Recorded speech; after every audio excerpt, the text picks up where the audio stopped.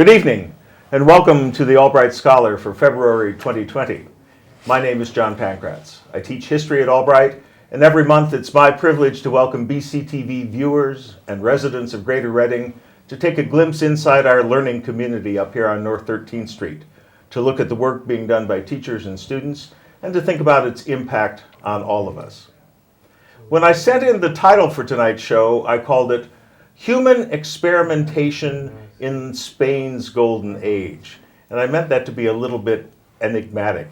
In fact, we're going to be talking about the next production by Albright's Domino Players. It's an award-winning theater company, a production of Pedro Calderón de la Barca's Life is a Dream, La Vida es Sueño. We're doing it in English. And that's coming up in less than 2 weeks' time.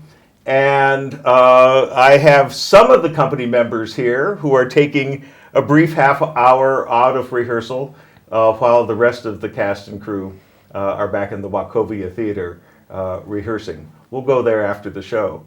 But let me introduce my guests. We have Eric Goldsmith, who's a senior at Albright, a wonderful actor and performer, a theater professional who's had his work honored by the Kennedy Center in the past. Eric, welcome. Allison Cuphart is a history and theater dual major, and she is the student director for this production, helping us to learn our lines and blocking and all that sort of thing. Sam Phillips is now a senior as well, an English major, and she's part of the On Stage company for this. And then John Wyke is a first-year student, a freshman, who has done a lot of theater in the high school level locally, but is now tackling his first Domino Players role as Astolfo in the play. Oh, yeah, Eric, you're playing Segismundo. I am. Right. And I'm not only interviewing this group, but I'm interviewing myself because I'm playing King Basilio, Eric's father. Thanks, Dad. Wow.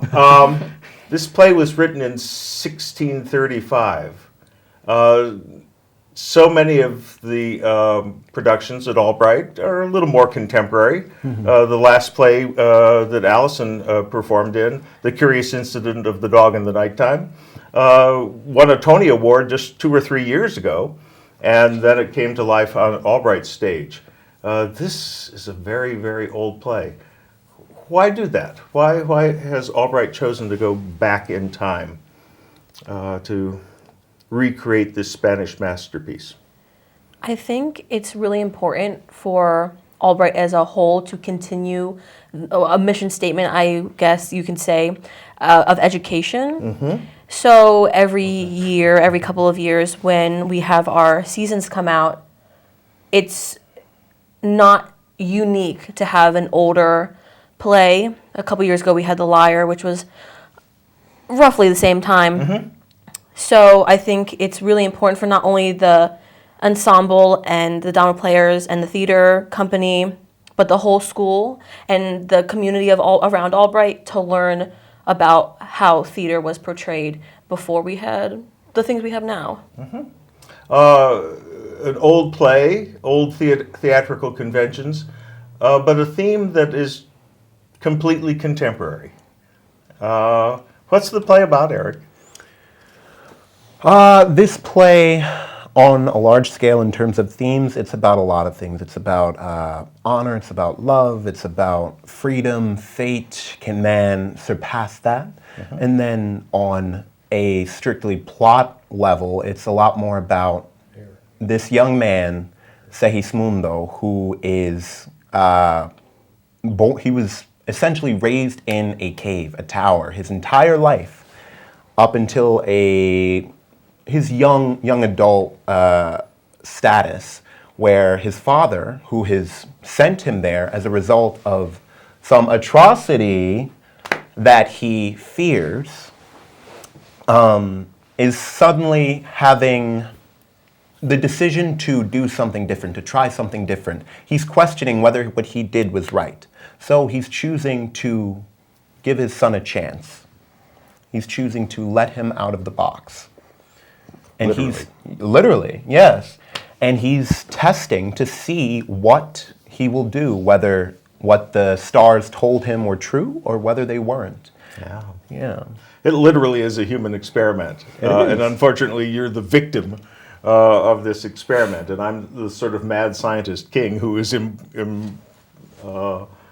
this test on you. I guess we don't need to give out everything about how it works out. But there's also a play within a play or alongside the play. John, you're playing Astolfo, who is a potential successor to old King Basilio. It's sort of a succession crisis, right? He's got this son who is going to be a cruel tyrant, he's afraid, so he won't make a good king. And so maybe his nephew, Astolfo, and maybe his niece, Estrella, maybe they can get together. Why don't you just marry Estrella? Wouldn't that be the easiest thing? Well, you would think that that would be the easiest thing, but Astolfo's history, he's from Muscovy, and back in Muscovy, he had this relationship with another character in the show. And I'm not going to mention names because we're not going to spoil it. Okay. But Astolfo still, he's not sure of his feelings. He comes to Poland to get the throne. That's the main thing he It's wants. sort of a political marriage that he's looking at. And if he has to marry Estrella to do so, then that's what he's going to do. But then behind him, there's just his feelings tugging towards him that are hidden, but they're still there, so to speak. But not just the feelings, but the character herself, herself, comes charging into Poland. and then everything for Astolfo turns upside down. Wow. It's really complicated. Yes. It's really complicated. Each of us is playing a single character in many moods. Sam, you have to be all sorts of things. I have to be 3 characters. Yeah. I mean, yeah, that's just the fun of doing ensemble and everything is you get to play a bunch of different characters. I mean, this is not my first rodeo in older pieces, so I'm quite used to this format actually. But I don't know, it's fun changing outfits and running around like a madwoman half the time. Yeah. We should say, even though the themes are in some ways very modern, the costuming is gorgeous. Very elaborate costume. Another beautiful set by Dalia Al-Habili, and some props and shadow puppets and everything that Coco Bernal has designed for us as well.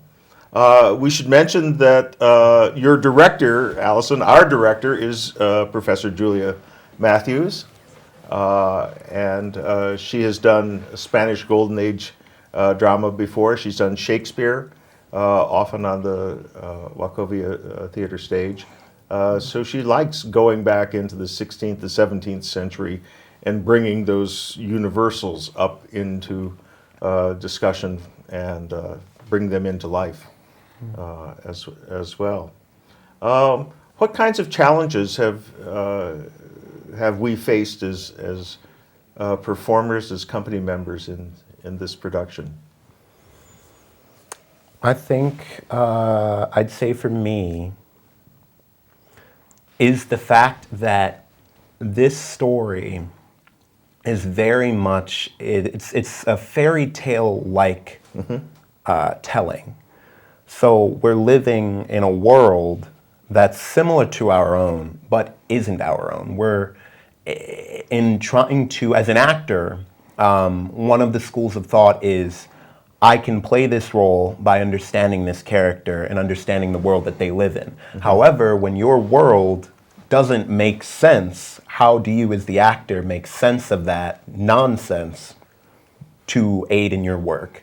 That has been the biggest challenge for me. Right. And I think by my way of getting through that is just really opening myself up to that nonsensical fairy tale whimsy that this play is just sparkling with. Yeah. Part of the plot, and yet part of your dilemma as a character, is that you've been told that that brief episode you had at court was actually a dream and that you've actually never left your prison. And then you start saying, what's the line between dream and reality? I really can't tell. And so there's this deep sort of epistemological confusion on your part. And so you have to wrestle with that confusion, and yet then you also have these really clear intentions of vengeance, and maybe that's not the right thing to do. And so a lot of internal wrestling as well. So it's a play in which we're talking to each other, but then also there are a number of asides out to the audience. And a little bit like Shakespeare. Not full, well, in the sense they are soliloquies. You're asking yourself, we see your mind at work as you're wrestling with these issues. Yeah. John, what about you? You've done high school musicals and other things, and so you've got dance moves and everything like that. Almost no dancing in this. Yeah, I think honestly, that is my biggest challenge, is that this is my first time doing just a straight play. Okay. Like all the years I've been performing, it's been like musicals with like dance numbers, songs, and like when that tension's building up throughout a show, you sing and you dance. And like in plays, like that's It's kind of a that's release, and non-existent. it's, yeah. So like I honestly think that that's been my biggest challenge throughout this rehearsal process, is just like adapting and like getting used to how performing in a straight play works. But I very much enjoy it. I've had fun with Astolfo and the rest of the cast. Yeah, we should mention, just last month on the Albright Scholar, Sanaya was our guest, and she has a major role in this as well. You and she have probably about 45 minutes worth of talking in each of your parts on stage. Sam, you're doing a lot of combat in this as well, because you and your gang decide that Segismundo is the rightful heir to the throne, and you're going to spring him from his prison to which he's returned. And there's a lot of swordplay. There is. It's very interesting too, because the ensemble characters have this very fine line between comedic and serious. Like when we go to help Segismundo, we're trying to have this very funny moment where we're having fun doing what we're doing. We're breaking them out. We're going to go fight people, but all the time Segismundo is dealing with his own emotions, and so there's a very fun line between the showmanship of Spanish combat, but the seriousness of battle that like kind of goes between both angles. And I think that's a lot of the characters too. There's a very fine line in this whole play between what is comedic, what is serious, and what's kind of a parody of all of them. There is, of course, one character, as is often the case in drama of this period, a jester. There's a clown, a gracioso, a Clarine, and she's there making these wry and witty and off-the-cuff comments about all the actions. And that's, of course, played by Miranda Holiday, and one of the great Albright actors as well. Some of our viewers will remember her from A Raisin in the Sun, along with you as well. So she gets a lot of laughs as well, and she has a lot of interaction then with the company, who are sort of blind drunk on their power and are going every which way in terms of political allegiances and that sort of thing. This was a Spanish play, and it was performed at the Royal Court for Philip IV. Is this a safe play to perform in front of a king? I actually can, a comparison to that is, I read a lot of Latin American literature as an English major, and an author, Gabriel Garcia Marquez, did something very similar, where they have this fun knack for very blatantly telling people what's going on, but then they lie about it. They're like, oh, it goes in Poland. Oh, so this it's is not, magical realism. This isn't, exactly. I wasn't being serious. Yeah, the case for Gabriel Garcia Marquez was, he talked about how there was this huge mass shooting on one of the banana plantations, and he put it in his book, 100 Years of Solitude. And then the government went after him, and they're like, you can't do that. We were telling everyone that didn't happen. He's like, this is fiction. If you say, I can't put this in, you're admitting to what's wrong. So the fact that this play is set in Poland, that it's fictitious, that it's comedic, it kind of balances that line between, yeah, you could put it on for a king, because if he says no, then there's a problem. Right, right. And I think maybe that Poland setting, we don't see very much of Poland in this, except that the king's a little bit of an astronomer. I think that might be a reference to Copernicus. But it makes it safe to share with the Spanish audience. And I guess we presume that Philip enjoyed the play because he didn't ban it, and he promoted Calderón de la Barca to various posts after that as well. So he got his reward.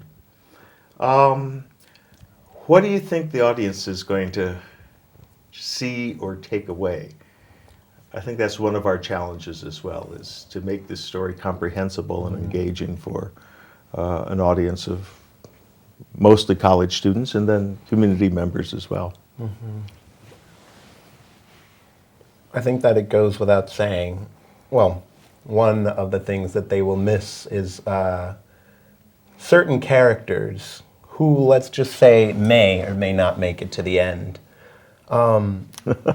Because you do grow to love them and who they are and what they are to that story. So certainly that.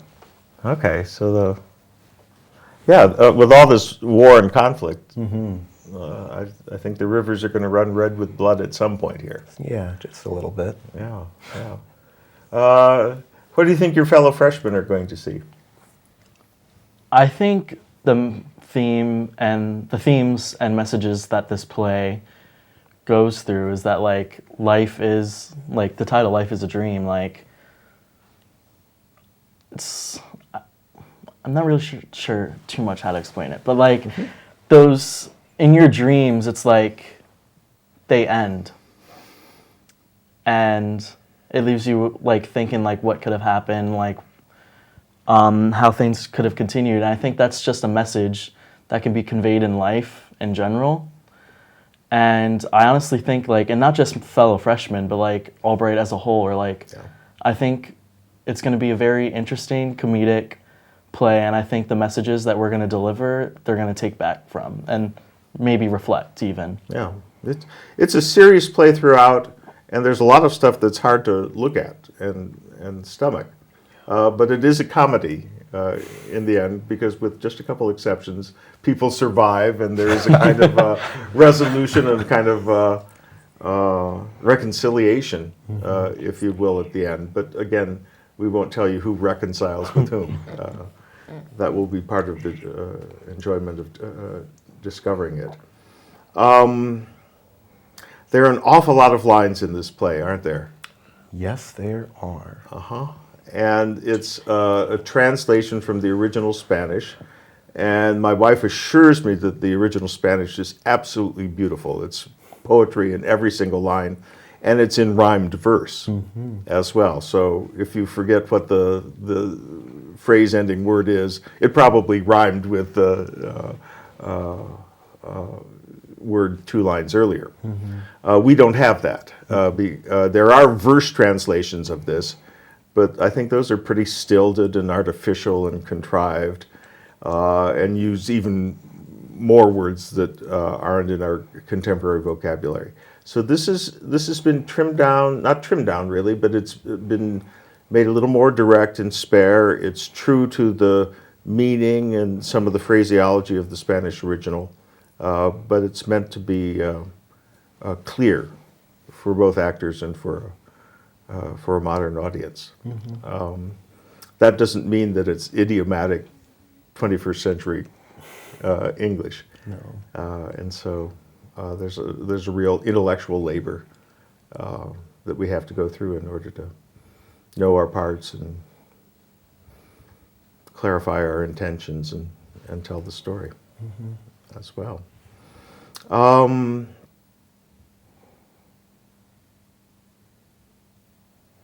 What I should ask the seniors here about their plans. John, you'll probably have many more years on the Albright stage. Eric, what are you looking into for the future? I have a two-sided path forked plan. I have just this month, or last month in January, I applied to and auditioned for 4 schools, Northwestern U, Florida State University, Brown, and another. And I am waiting back now to hear what they say. And all. if I'm allowed into a program, I will, I'll pursue that. And if not, I will return home. I will work about a year there, and while doing theater things and projects on the side. And after that, moving to Philly and getting involved in the Rich Theater. The and local performance theater arts scene there, yeah. Yeah. Yeah, that would be exciting. Yeah, well, let's keep fingers crossed on the grad school front. I think Thanks. any of those leading programs would be really fortunate to have you, because I think of you as a wonderful student as well as a wonderful performer and all-around good guy. Allison, what are you thinking of? Well, especially because I'm graduating early. Right. So it was always like really scary for me to think I'm ending my college career early, so now I have to start my life earlier. You're adulting. My whole adulting. But I applied for the Disney College program, and I have been accepted, which is very exciting. Yeah, So congrats. I think that's going to be a really nice transition for me, because it's just an internship working in a really wonderful place. Another fantasy. Another fantasy, and then moving on from there, and maybe going to Chicago and jumping into an artistic director or front of house manager type of position in any sort of theater. To mention another city with a wonderful theater scene. Yeah. Yeah, exactly. Sam?